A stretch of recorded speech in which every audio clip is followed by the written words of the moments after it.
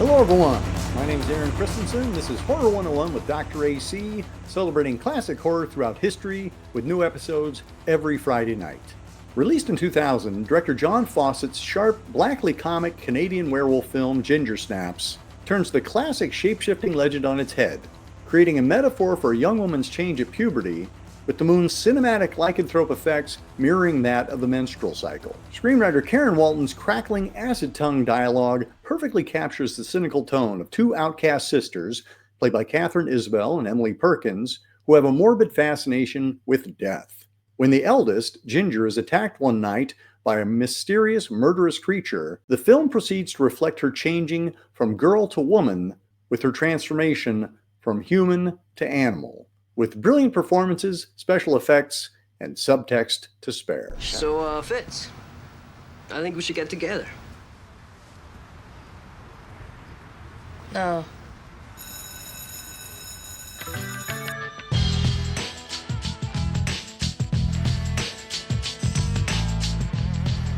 Out by 16 or dead in the scene, but together forever. United against life as we know it.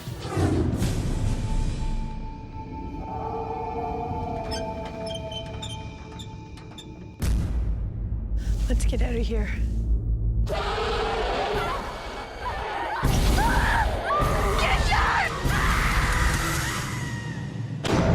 What was it? A big dog, maybe? Whoa. Whoa? That's it? Whoa? Think you see werewolves a lot? Did I change last night? Howl at the moon? How do you feel? Wicked. This is a very confusing time for your sister. Boys, their body, trying to fit in. Hey, take it easy. Who's the guy? I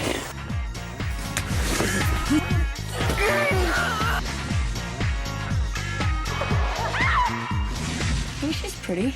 If I wasn't here, would you eat her? Poor bee. I'm growing up, and obviously you're not. Oh my God. You think I want to go back to being nobody? You're so dead.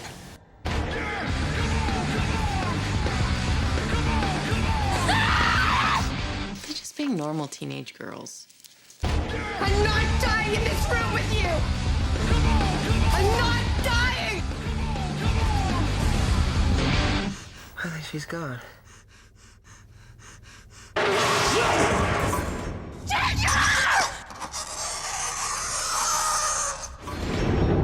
know, we're almost not even related anymore. Let's head on down to Bailey Downs. We're celebrating 25 years of Ginger Snaps, and we have an amazing panel to chat about it with me. Let's bring everybody in, and let's say hello to Daniel Ekholm, beaming in from Sweden. Yeah, thank you so much. Tim Pallas. Hey everyone, good to be back. Jesselyn Abbott. Hey everyone, thanks for having me. And Nicola McCafferty. Wicked to be here. And we're going to be chatting about Ginger Snaps, celebrating its 25th anniversary from 2000. And we'll also touch on the sequel, Ginger Snaps 2 Unleashed, and the prequel, Ginger Snaps Back, The Beginning, both from 2004. Thanks for coming on the show, everybody, and welcome. I'm so psyched to talk about this movie. This is one that I have long loved, and I hadn't seen since Shout Factory put it out on Blu-ray about 10 years ago. So I went back around and revisited it. And this is just one of those great movies that I don't think gets nearly enough attention. So I'm glad we're going to be focusing the lens on Ginger Snaps today. Daniel, do you remember when you first saw it? Yeah, it was a coincidence. Actually, we were me and a couple of friends were renting like movies from some release company called Midnight Movie Madness, and we thought to ourselves, well, this looks really cheesy. This company, let's rent a couple of movies from this company, and then one of those were like Ginger Snaps, and we thought to ourselves, how the hell did we miss this? Because this was around 2003, so it was already 3 years old at the time. So we thought to ourselves, how did we miss this? So we started just renting all these Midnight Movie Madness movies and we had a really good time doing it. Tim, how about you? I came to it much later. I think I had seen American Mary with Katharine Isabelle and loved her in that. So I was kind of looking at what else she had been in, and this was at the rental shop, and I just really enjoyed it. And I wish I had seen it when it came out. I was like 16 in 2000, and like the goth high schoolers. It would have been right up my alley. But yeah, I loved it upon first viewing. Glad I eventually got to it. Jesselyn, how about you? So actually, I put it on maybe 12 years ago for the first time. And I watched like maybe the first 15, 20 minutes, and I was like, this is too gory, and a dog dies. I have to turn this off, even though I'm enjoying it, because I was going through my gore journey, and I wasn't at that stage of like being able to digest that well at that point. So this week is the first week that I was able to watch all three of them, and oh my gosh, I'm so glad I'm desensitized enough to have enjoyed it.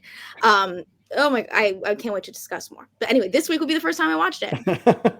I love it, Jesselyn. You always come in fresh. You're like, I've just seen this for the first time. Nicola, how about you? Yeah, I think I first saw Ginger Snaps about 5 years ago. So I was also relatively late to the party, but it was something that I knew I needed to watch, and I loved it pretty instantly. And then, for whatever reason, watched the prequel, but not the sequel. So I just watched the sequel like a week ago for the first time.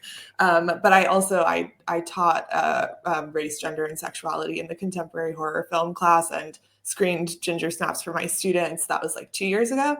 And I think that it was largely the favorite of the class. So yeah, and I just rewatched it with a couple of friends, and they were like, how did we not know about this? I just love that seems to be most people's reactions to Ginger Snaps. It's like, how did I miss this? It's amazing. Yeah, it really is one of my favorite werewolf movies. The fact that it's so Canadian also gives it a different flavor. But yeah, it is one that consistently seems to fly under the radar. You know, everybody talks about The Howling, American Werewolf, etc. But Ginger Snaps is an afterthought. And I think that's unfortunate, because I can see you teaching it in class, Nicola, because there's so much going on beneath the surface. You know, our screenwriter, Karen Walton, was not a horror person. She was somebody who was brought in by director John Fawcett because he was like, I want somebody who writes for truth and for the reality of this existence as teenage girls, but not from a horror standpoint. I want to I'll bring the horror. I'll take care of that. I would like you, Karen, to just bring us everything else that feels really real and baked in. And watching it again, boy, it just consistently delivers and gets better and better every single time. And I think becomes more resonant every time I watch it. And of course, I'm not a teenage girl. I never was a teenage girl, so I can't speak to that experience of it, but I'm very glad that we have Nicola and Jesselyn here. And also I'm curious to hear Daniel and Tim, because I think there's a universality to the film. Nicola, if you don't mind, can I ask you to give us our basic synopsis? Sure, I would love to. Yeah, the basic premise is that these sisters, Brigitte and Ginger, they're like roughly a year apart, but they're in the same grade.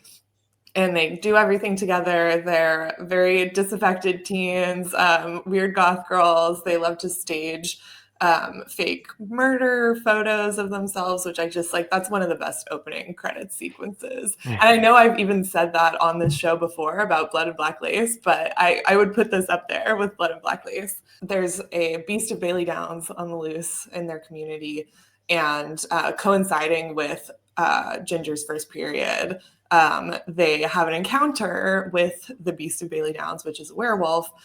Ginger gets bitten, and then most of the film is sort of tracking her transformation in ways that sort of align the experience of puberty with the werewolf transformation.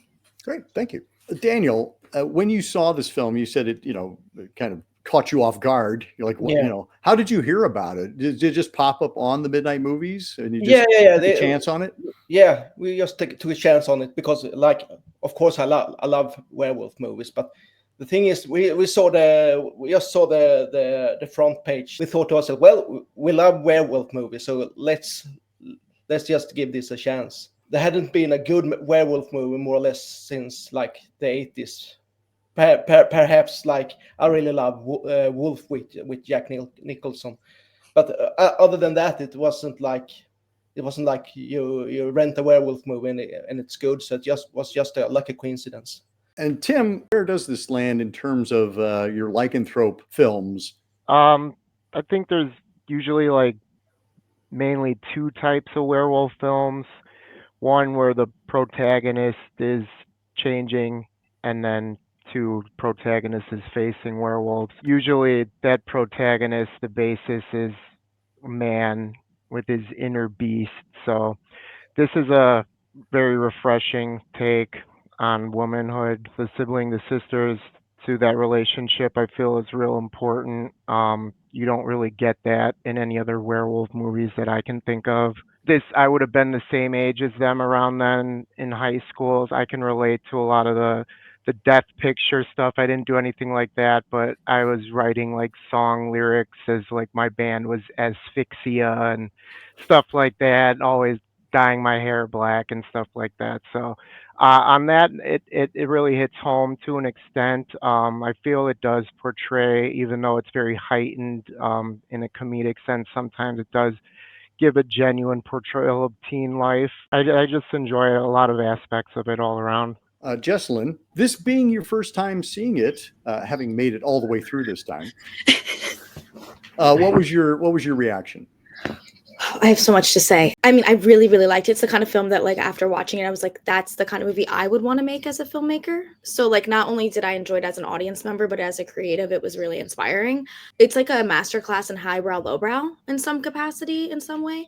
And I also just love that there's, like, these two worlds that are built. One with the sisters that's, like, kind of, like, grungy and crusty and like, a lot of like blood and liquid and gook, and then there's this like almost like the Burbs life outside of them with these like over campy characters that they come in contact with, like the poor little neighbor boy who's like dressed up like a little football player, and like these like fun interactions. That's hockey. Oh yes, because we're in Canada. This is we're in Canada, guys. Sorry. But you know, like this, like that's over like realism, but a little bit pushed with the magic realism, but it's still bringing you back to reality. So I think those two things happening at once, and then bringing in the puberty, bringing in the patriarchy, it's just such a juicy film. And I left wanting to watch it again, like right after. So just to like, because you can watch it as a fun time, but you can watch it as like a really serious, sad film, because it's very, very sad. Going back to what Tim was saying about a lot of the other films being about like a man and a man's like internal anger, or the patriarchy being difficult on being a man, is a big theme in all werewolf films. And I think ultimately that's also what's happening here. It's kind of like Ginger and Brigitte trying, like, they're forced into this patriarchy lifestyle, and they're afraid of becoming women because of what happens when you are no longer a child, a girl, and you have to be put in these positions. And it's either you fall and bend to this patriarchy and you live among it, or it kills you, or it drives you crazy. And I just think that's such a beautiful thing to put in such a fun atmosphere. Thank you. Nicola, the layers that are throughout this, I mean, there's a big metaphor, kind of writ large. So let's go ahead and speak to that, but then let's kind of talk about, like, you know, what the film is actually talking about, both on a literal and on a subtextual level.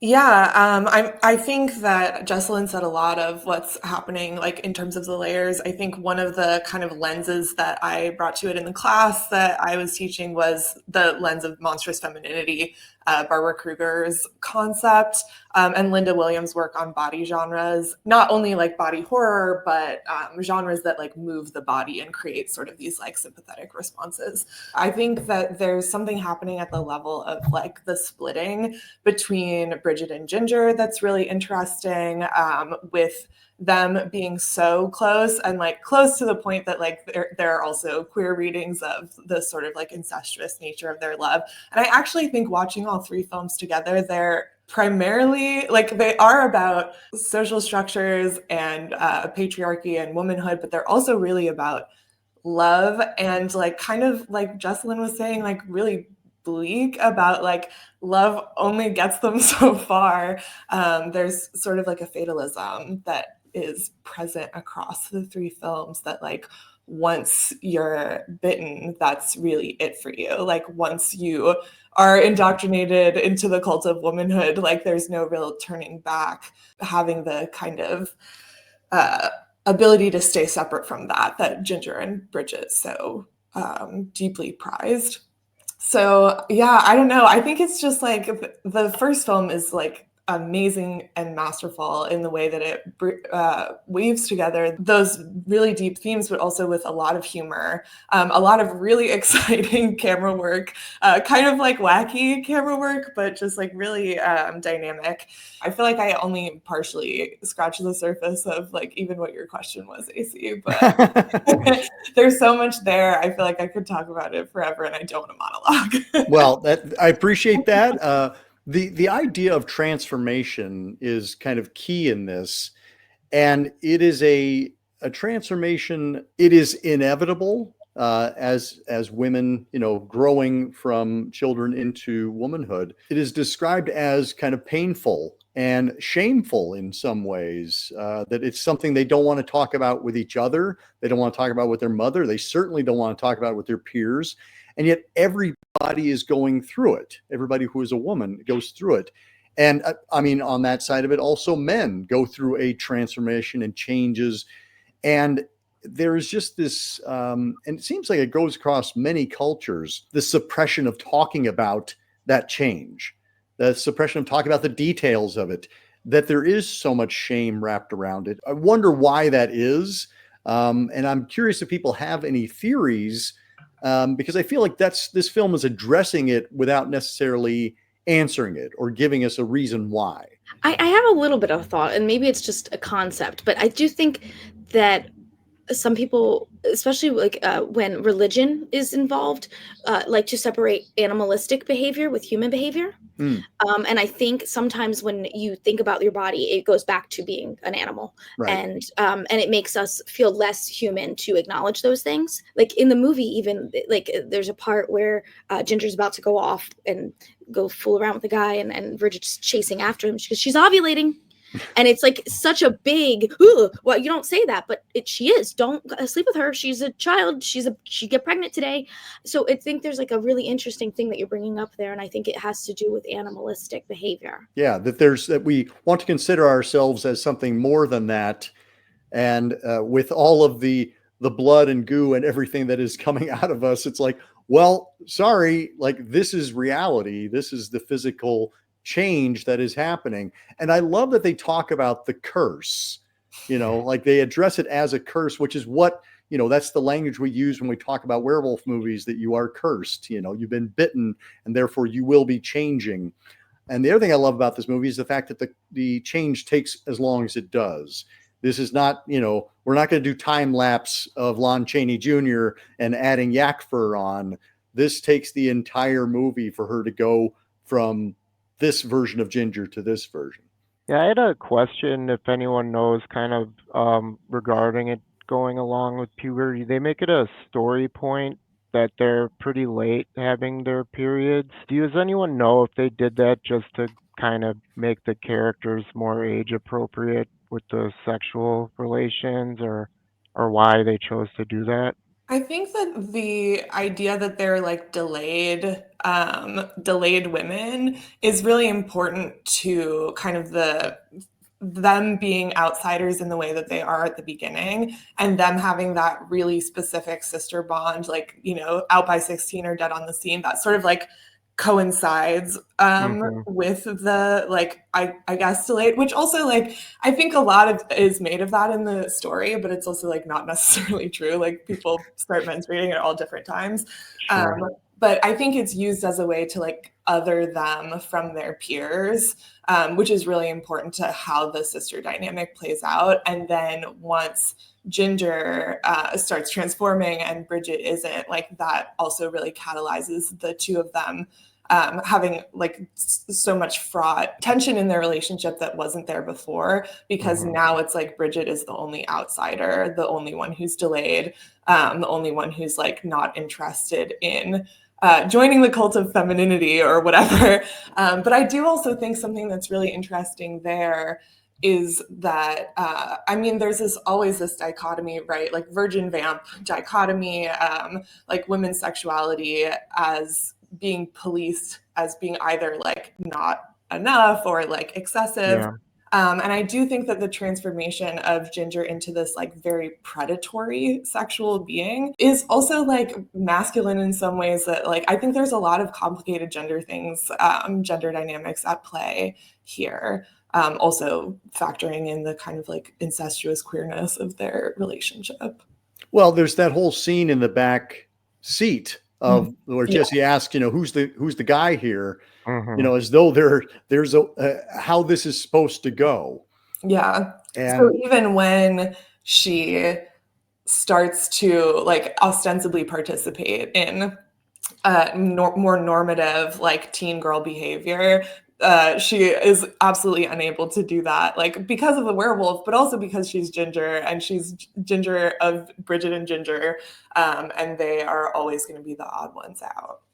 I think what you're saying, Nicola, is absolutely what it was. At no point does it say this in the script, but to me, I think because of their odd behaviors, the fact that they have gone out of their way to put themselves in harm's way prior to this, I've always just kind of imagined, I just watched this last week. I've imagined that they potentially went out of their way not to get their period. They are eating malnourished diets. They are stressed out. They don't want this so much that they're probably going out of their way not to become a woman. And I think that's also super interesting if that's what the intention was. But also, I mean, amidst all the metaphor that we're talking about, I think it's a really great movie, just in terms of a monster movie. The scene in which the werewolf is introduced, the Beast of Bailey Downs, which I love, we're just kind of like thrown into it.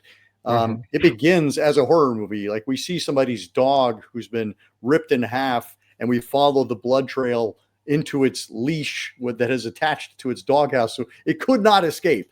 But yeah, the Beast of Bailey Downs that eventually attacks Ginger. I think that scene is really well done.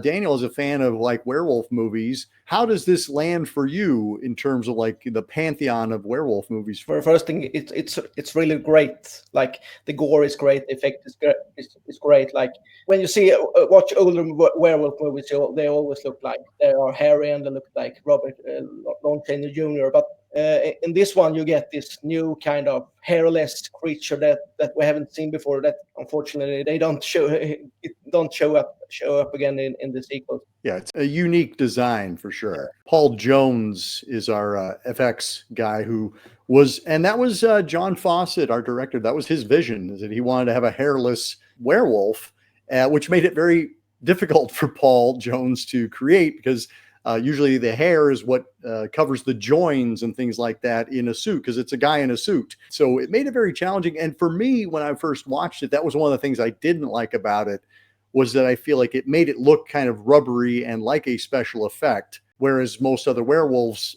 because of the hair, they're able to feel a little more organic. I have since come to accept it that simply, this is the design and it doesn't take me out of the movie the way it used to. I'd read John Fawcett was opposed to using CGI, wanted all practical effects. I do like just the slow transformation that goes on along with the movie. I've seen like little things like the teeth and the nails getting longer, stuff like that. But I think the end is really impressive. I was looking up Paul Jones before this. He has 5 roles as an actor. One of them was as werewolf in Nightbreed, and one is as lawn werewolf in What We Do in the Shadows. But yeah, he's got an amazing resume. I was checking that out. I do think the effects get better as the series progresses, but I do enjoy him in this. Well, and the tail is actually one of my favorite. Yeah, I forgot about that.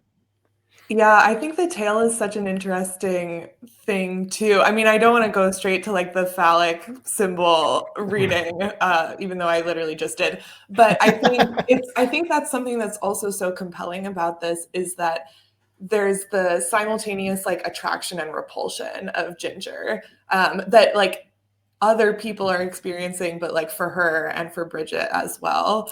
because as she is turning into a werewolf, she's like embracing a certain like vision of feminine desirability. She's like presenting much more sexually. I think that hallway scene, like when she's like transformed and the way that the sound design operates there, where we hear the like wolf whistles, and then it turns into like just the classic like kind of new metal. I also love the new metal-y soundtrack, but there's that like push and pull that is really playing with the dichotomy of like, do we want women to be sexual or do we not? Like, what is women's own relationship to their desire? That she is both like getting much more hot at the same time as she's getting much more disgusting. And I love that. Oh, we've talked a little bit about Ginger, who's played by Katharine Isabelle, but I think Brigitte is an even more intriguing character because she is witnessing this and she's trying to save her sister from the inevitable and wants to be connected, and that journey of separation, of becoming an individual. I think Emily Perkins is terrific in this, and I had forgotten that she was in the original miniseries It. With the one with Tim Curry. Beverly Marsh. Yep, she is the young Beverly Marsh in part 1, which is really the only part of that movie or the miniseries you should watch. But yeah, Daniel, what are some thoughts on the relationship between Brigitte and Ginger, and your thoughts on Emily Perkins specifically? Yeah, the thing is, like when you like watch the movie for the first time, you think to yourself perhaps that the movie is about Ginger and the transformation to a werewolf. But after watching it for a couple of times, I realized for me that the movie is really about Brigitte and her transformation as well. Because as you see Ginger, she's transforming to a werewolf. She gets more sexual. She got confident and everything. But at the same time, Brigitte is going at the same direction, but in a different kind of way. She gets more confident when she speaks, her posture, when she talks to the guy who tries to help her. Ginger becomes a werewolf. The sister that were really close before, like, goes in two different directions. But she's separating herself from Ginger because I think, like, in the beginning, their relationship are in a way really toxic in a way. Like, Brigitte does everything Ginger was. She's controlling the relationships and everything. Like Jennifer's body, like you have this strong woman and you have this weak woman, and the strong is using the weak one. Ginger says to Brigitte, I think, I always said that I would die for you. And Brigitte answered, no, you said you would die with me because you have nothing better to do. Realize like Ginger is in a way using Brigitte to live her life. And now Brigitte is finally getting free when Ginger becomes a werewolf. Thank you. Yeah. Tim, thoughts on our two actresses? Yeah, I enjoy Emily Perkins a lot in this. I'm happy she got to take the lead on the sequel, although I do feel it's missing that balance between the two sisters. Disappointing looking up her credits. She's not in a ton of other stuff. She's one of the funnier aspects of the movie for me. I always crack up towards the end when they're going through the house and say, we should be doing this faster. She's got a great, just shocked look too. Just it's very appropriate for a lot of the stuff that goes down. Yeah, also big fan of Katharine Isabelle, as I mentioned. I was super excited when she joined the cast of Hannibal. The only other call out I have in the movie would be Mimi Rogers, who I think is really good in her role. All the women that kind of get the attention here, and deservedly so. Well, they're both just so intoxicating to watch. They both have different things that they bring, which makes you not know which one to watch when you're on the screen. And I just really respect an actor who has just no... they're not trying to win a beauty pageant. They know that what they're in for. They're gonna get their hands dirty. Like, they're greasy, they're dirty. Like, they love the character they're in. And Emily is just, her hair's in her face. She's got gook all over, and she's in the moment. So she's just. I thought she was incredible, and she kind of. remind me of like Thaisa Farmiga a little Mm. bit. Mm. So I did the same thing. I went to her IMDb. I was like, this girl's incredible. And I was, oh, okay, damn girl. Wish you the best where you are, you know? That's actually a wig that she's wearing throughout, because they decided they wanted her and they called her back in, and she had shaved her head to where she had just like very spiky hair. And so they're like, well, we can't wait for it to grow back because we need it hanging in her face.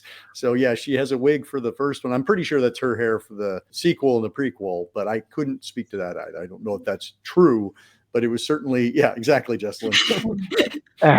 Yeah, I think they're both phenomenal performances. I think the scene I was talking about, the hallway scene, the end of that scene is like Ginger's out of frame, and then it's just like Brigitte like watching after her. And I think that visually like really articulates a lot about their relationship. And I think like the performances are really aided by some really smart, filmmaking decisions where towards the beginning they're often in two shots together, and then like as the film progresses we see more and more individual shots of Ginger and Brigitte separately. But yeah, I love both of the performances. I love Katharine Isabelle in Bones also. That's my plug for Bones, which I also showed my students and they did not like at all. And I was very, very confused and surprised, but you can't anticipate the desires of undergrads. The Snoop Dogg movie? Yes.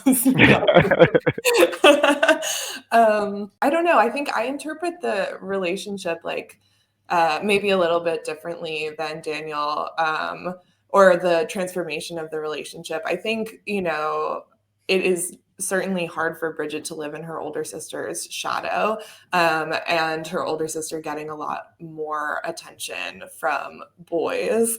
And we definitely see at the beginning that Ginger is quite protective of Brigitte. But I think like, while there is individuation that is happening, like it's more so to my mind that Brigitte starts to be the one who's like looking after Ginger, which is a way for her to feel powerful, certainly in a dynamic that like she was sort of always literally smaller, younger, like the weaker link. There's so much pain in the kind of final moments of having to actually fully separate that we see that that's not really like, it doesn't, to my mind, it doesn't seem like freedom to her to be free from Brigitte, really. And then if we think about the sequel, she's also never really free from Brigitte. She also like literally took Brigitte's blood into her body in an act of sisterly sacrifice, but also solidarity.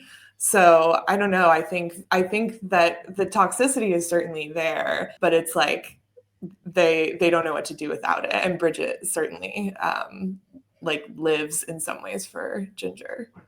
As you were saying that, Nicola, I was thinking about like the two sisters are both on a path of maturation. Like they're both becoming adults. And on the one side, Ginger is kind of like leaning into the hedonism, the embracing of life in its fullest. Mm-hmm. And Brigitte is going in a direction of restraint and civilization, as it were.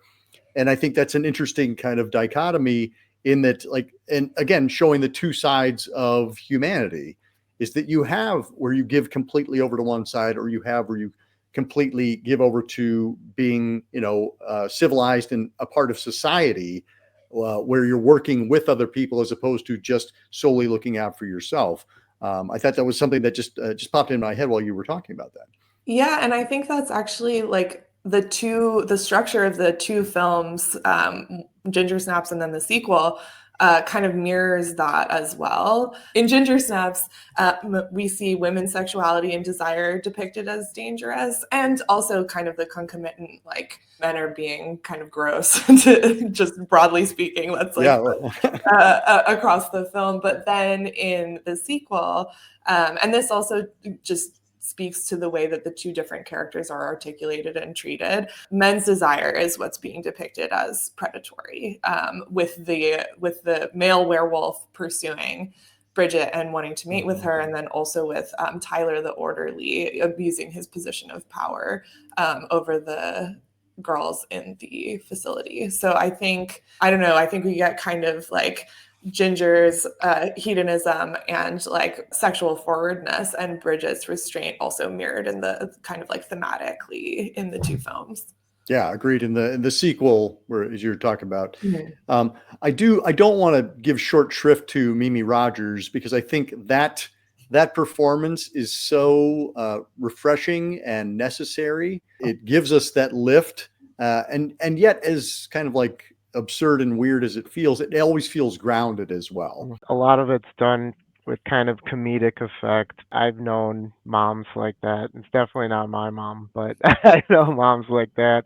And like I always remember the one line when Bridget's like, she thinks it's really cool that you let us figure stuff out on our own. And she just gets so happy. Like you could see that there's genuine love there, even though she's kind of off her rocker in her own world. But yeah, it's a great performance. I don't like that the parents kind of disappear towards the end. Well, I was at first curious if this was going to be a film where there's just like the concept is the adults are dumb or adults are not present.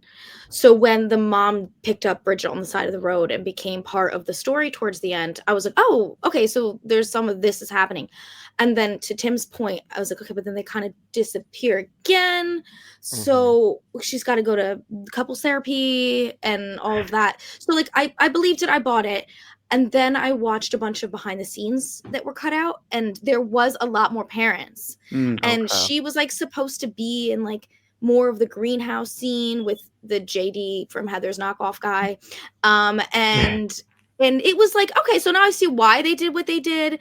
And it didn't take me out, but I do think you either need to have her in it a little bit more or not as much. So, but I am fine with it. So I think she was hilarious and she did great. So that's just my 2 cents. Yeah, they do kind of just strand her at that Halloween party.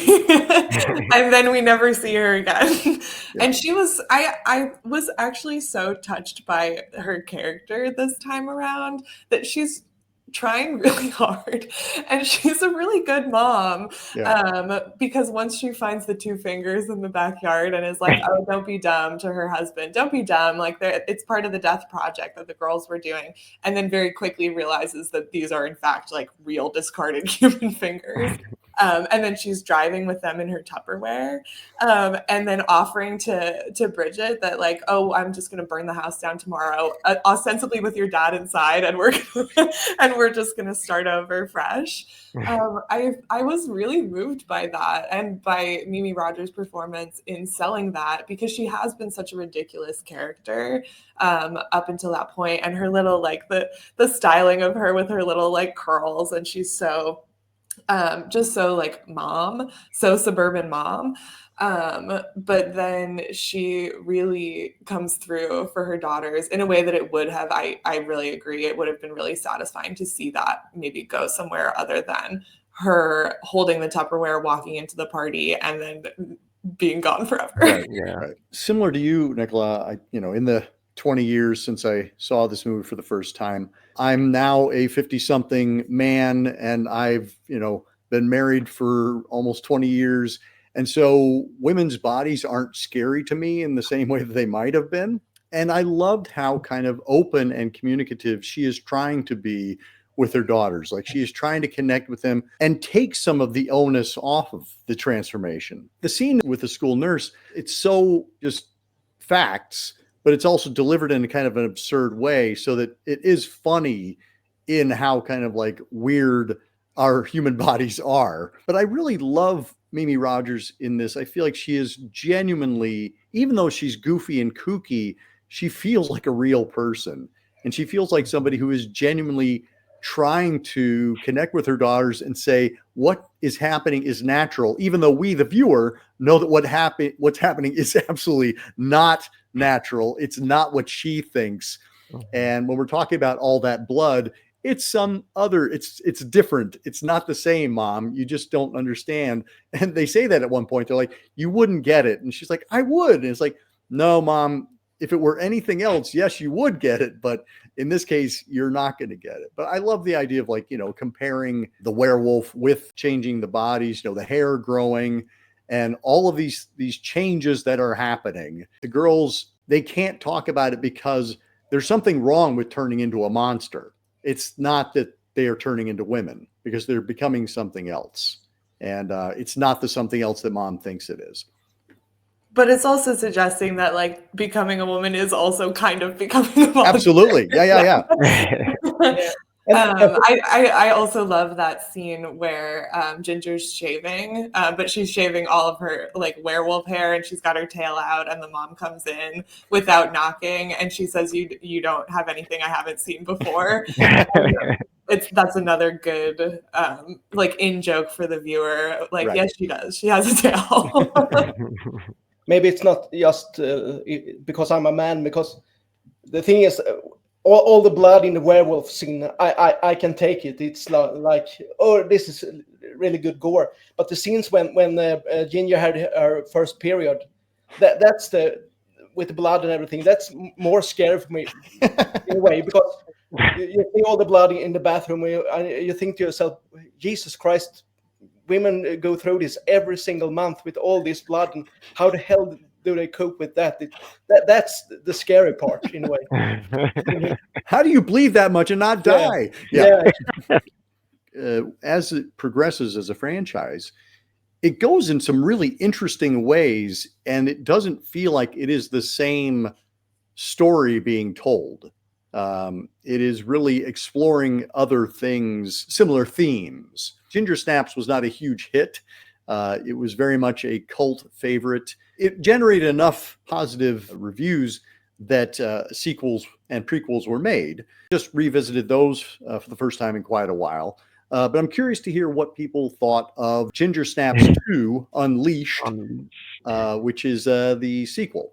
Daniel, I don't think you had a very favorable reaction, so you can go first. Yeah, but the thing is, like, I haven't seen it since I saw it in the 2004, 2005, around there.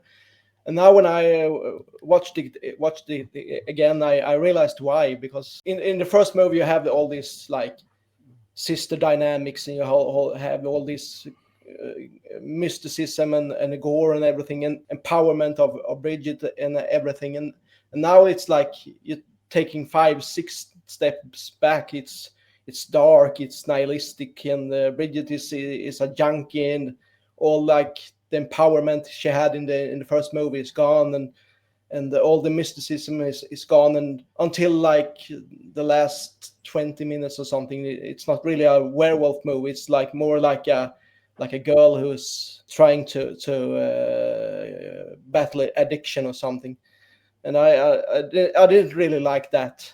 Nicola? Yeah, I liked it. I only saw it this past week for the first time, so I think I have some maybe like more clear thoughts on the other two. But I mean, it has a little bit of a Girl Interrupted kind of energy, which I liked. I do think it stays very true to Bridgette's character, like the way that she's developed over the course of Ginger Snaps, the first one, that she is sort of approaching this methodically and scientifically, keeping track of how quickly she heals and, dosing herself to kind of halt the transformation. And also that she has sort of introjected Ginger and continues to experience snide remarks from Ginger, and also Ginger's perspective on like what she has to do now that she's becoming a werewolf.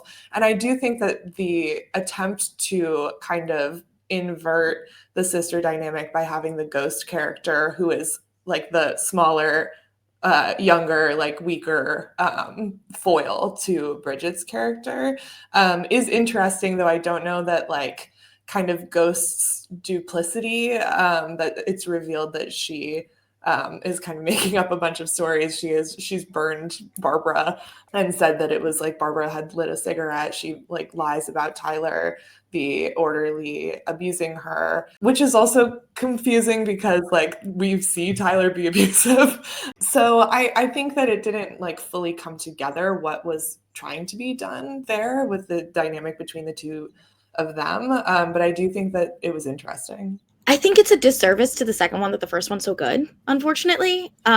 Because when you watch them back to back, the holes in the second one are just so much more prominent. And I do think what Nicola was saying about Ghost was like the thing that was making I had the most head scratches with her, because I think she's a very interesting character, and I think she was like casted correctly. I was waiting for her to take Ginger's place, not be Ginger, but be a yin yang to Bridget.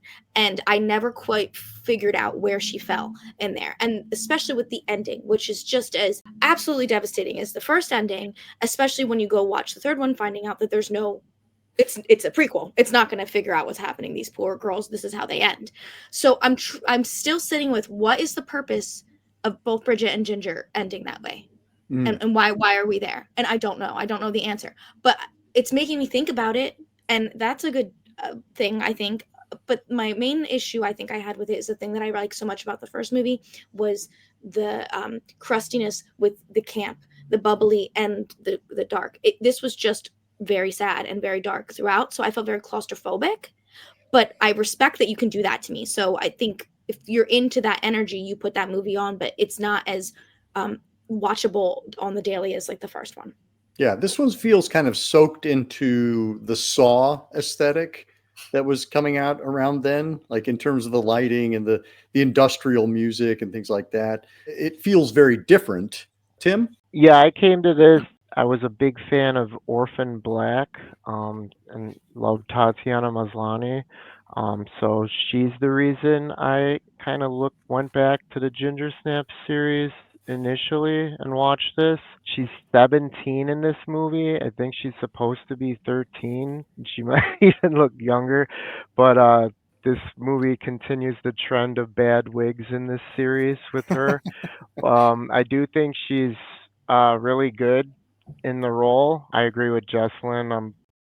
I'm not sure how that fits into what they did with the ending. I do enjoy the movie. I don't really understand a few things. There's usually like a metaphor for like addiction with vampires. I don't think this is kind of the same thing that it's depicting, unless I'm missing it.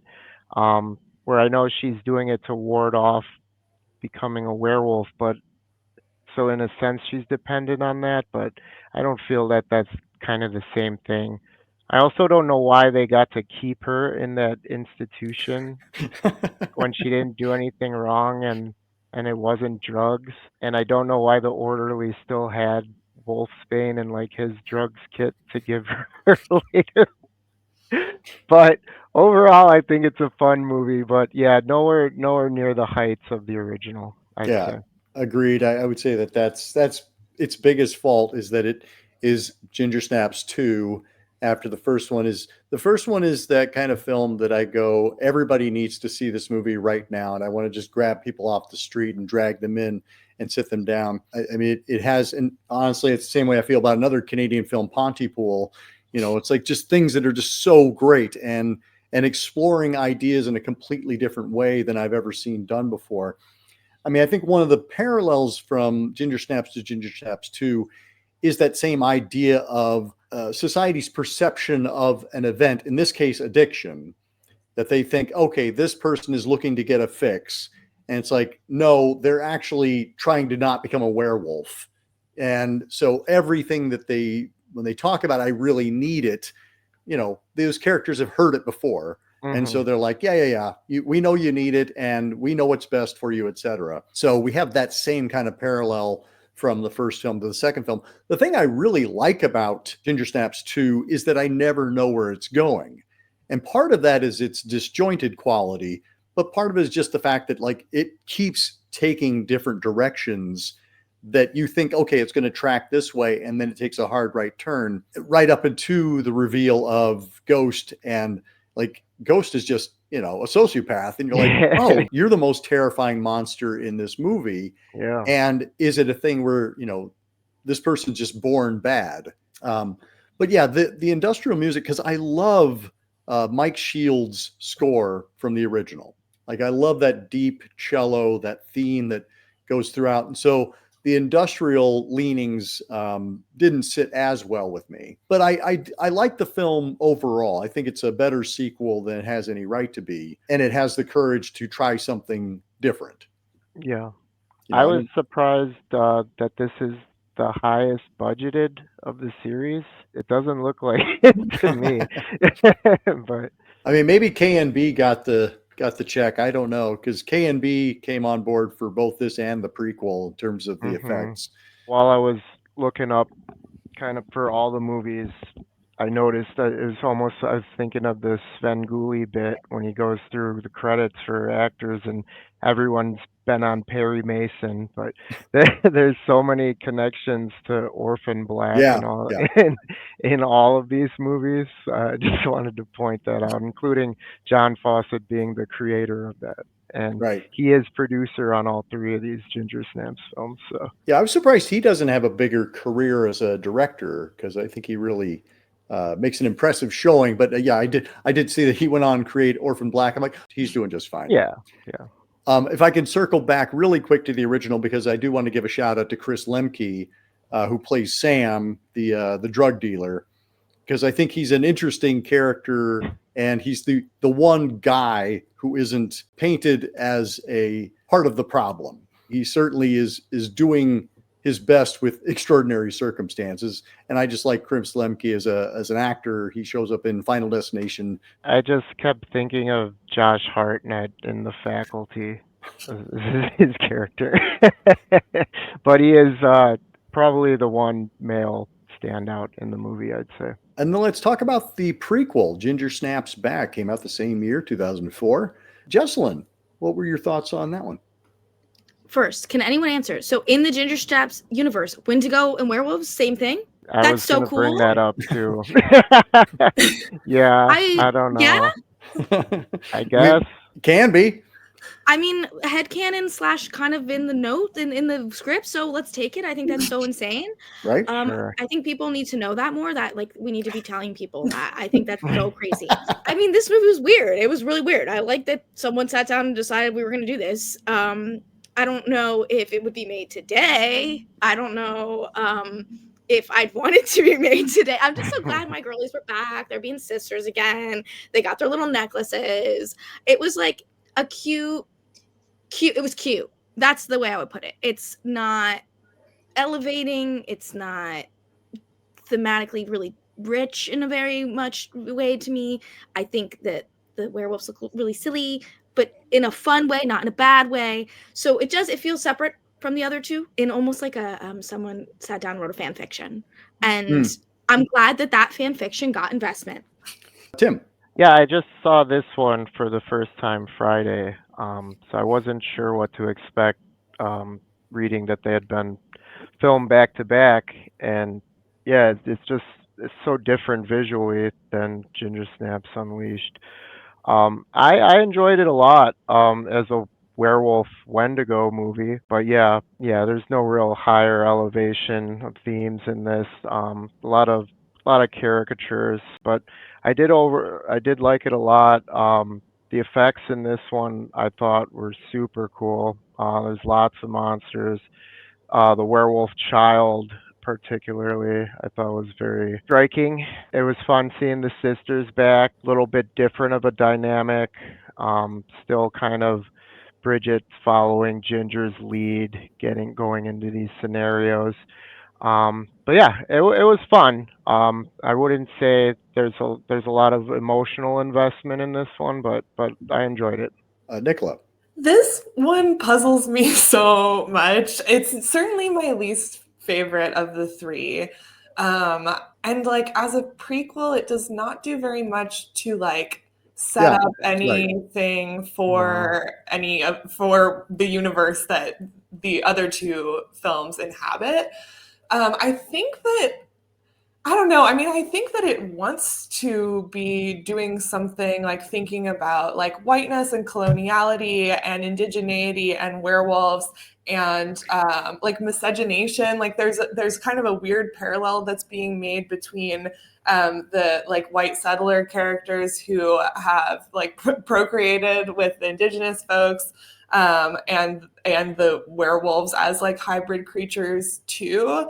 I don't think, like, obviously it's meant to be critical of all the men really in that like colony, or the white men certainly, but I think that, like, especially juxtaposed with the like really like sharp social critique of the first one in particular, but the second one is doing some work there too. It does seem to have some underlying like social messaging that it's attempting to grapple with, but I just don't think that there's like really any clarity achieved there, and I don't think it comes down, especially with the kind of like mixed raceness and werewolves being like paralleled in some way. I don't think it says anything actually about that that isn't kind of reactionary. So I don't know. I don't really have any idea what I'm supposed to do with it. I do think that there's something about like eternal return that's happening here, where it's like Brigitte and Ginger kind of recurring across time, and their love and connection recurring across time, and also the kind of what fatalism of like, and it always ends this way, and which Jesslyn also talked to, that like just the ending of all of them is that like end, like the transformation is complete and the death has to happen. Like, you know, it's kind of interesting from like a really bird's eye view, but I have never enjoyed the experience of watching this one. Daniel? It takes place in a 19th century fort. That's the only good thing I can say about it, more or less, because I really like the setting. I like the period setting. 19th century. I like the fort, the ominous fort.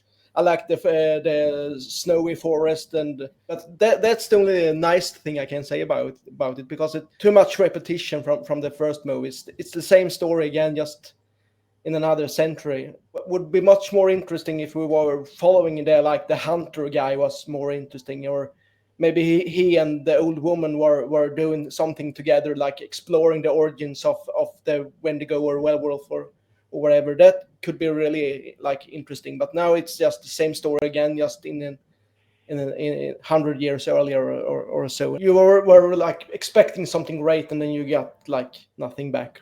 You bring up a great point, Daniel. I think it's such a big swing for them to say, let's put this, in a period setting. Let's make it completely different from either of the other two films, and let's do something different. But I feel like you're right, that's kind of where their aspirations ended. And it's like, okay, well, it's in the past, in a fort. The creativity didn't continue to explore other things. I think one thing we do get a little bit of an examination of is the idea of, we make the exceptions for our family. We have rules as a society as to how things should go, but that doesn't apply when it applies to my family. If it had been anybody else, our captain who runs the fort, he would have absolutely done what needed to be done. He would put that person out. He would kill them, whatever. Because it's his son, he hides him. He obscures the truth. And the same is true for Brigitte and Ginger. Like, we don't talk about this. We should talk about it. We want to be open about it, but we can't, because I love this person too much, and I don't want to see them be dragged out and burned as a witch. That kind of idea. There's also a real sense of might makes right. The person with the gun is the one who's in charge, and there isn't a sense of unity against that person. It's a sense of actually the opposite, where it's like, oh, okay, well, you have exerted power, therefore we will bow to that power. Considering our current political climate, that was something that certainly was bumping up for me. I'm like nobody's pushing back. Interesting that nobody's pushing back, except for these two rebels, these two outsiders, and our Native Americans. Those are the only people, the ones who are the outsiders. They're the ones who are pushing back, but do they have the ability to do so?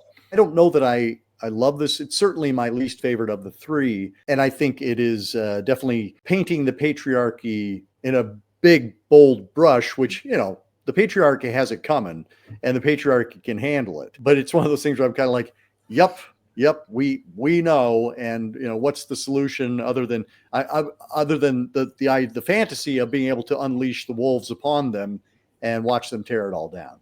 I think it has the first Were Leech in cinema history. I've never seen that before. And the fact that the leech will just instantly, bug Yeah. out on you. Don't The old- put it on him. Don't put it on her.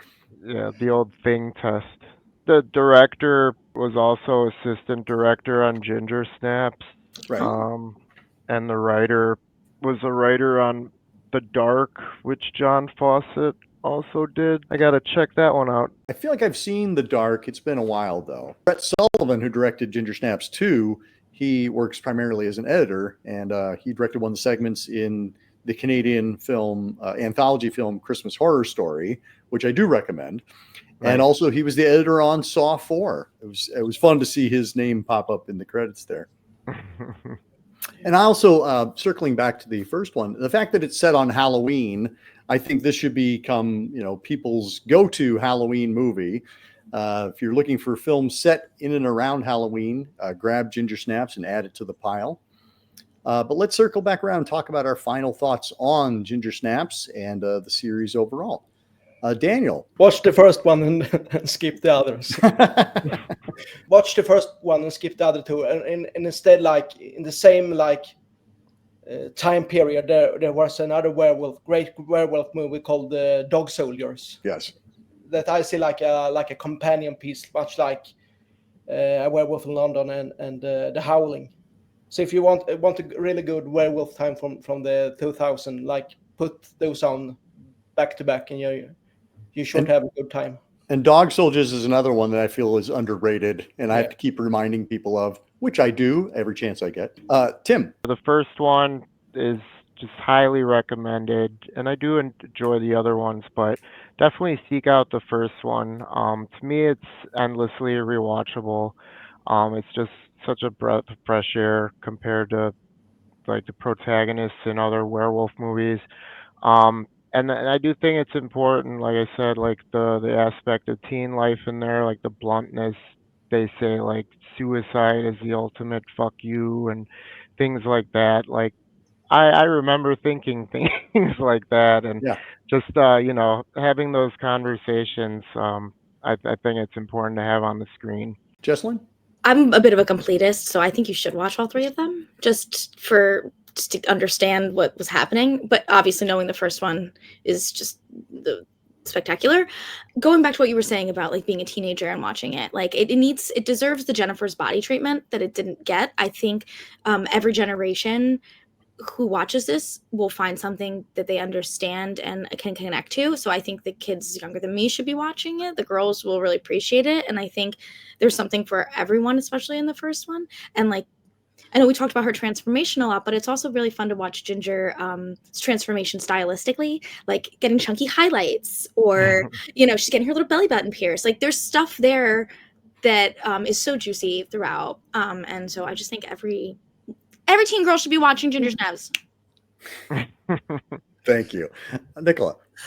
I agree. And I think that Jennifer's Body has come up a couple of times, but I think that it's absolutely right to put this alongside Jennifer's Body, not just in terms of treating women's desire as kind of a monstrous thing that we have to grapple with. How does society treat it? And how do young women and girls internalize it? Watching the sister dynamic at the beginning and watching them shoot all of those staged death scenes, I find so much to be aspirational about these characters and of the teen girlhood that I would have liked to have had. And a lot of that is the styling. I think the music choices have a lot to do with that too, but it's just such a fun world to inhabit, even as it's saying something really poignant about how society turns women into monsters. And so I just think, I completely agree. It's required viewing. And it's just a delightful time. And I also think it's one of those movies that every time you rewatch it, you're going to get something different out of it, because there are so many layers to what's being commented on. So I wholeheartedly recommend Ginger Snaps. And I think it's worthwhile to watch the sequels as well. Yeah. Nicola, you've been on a couple of panels now where we talk about, films that get classified as elevated horror. And this one doesn't seem to, because I think it's so much fun. Mhm. Like the critics, because they're having a good time, they don't think, oh, I really need to sharpen my pencil and come up with some good adjectives here. But I think this one does have so much going on a textual level, on a subtextual level, on a subtextual level. And it's surprising that more folks haven't latched onto it in the way that Jennifer's Body really does get brought up a lot when we talk about feminist horror. And Ginger Snaps somehow still seems to be lurking in the wasteland. So I hope more people continue to discover Ginger Snaps. On that same note, you can pick up the Shout Factory. There's a really deluxe version Blu-ray that has tons of extras and commentary tracks. And then Sight and Sound has recently done a box set of all 3 films that has commentary tracks for the sequel and the prequel as well. So if you're looking to become, as Jesslyn said, a Ginger Snaps completist, Sight and Sound, definitely check those out. If you're living stateside, the Shout Factory Blu-ray is indispensable. It will satisfy all of your Ginger Snaps needs. Thank you so much, y'all. This is a great conversation, and looking forward to having you all on again very soon. And until next time, keep searching, keep exploring, and keep sharing the scare.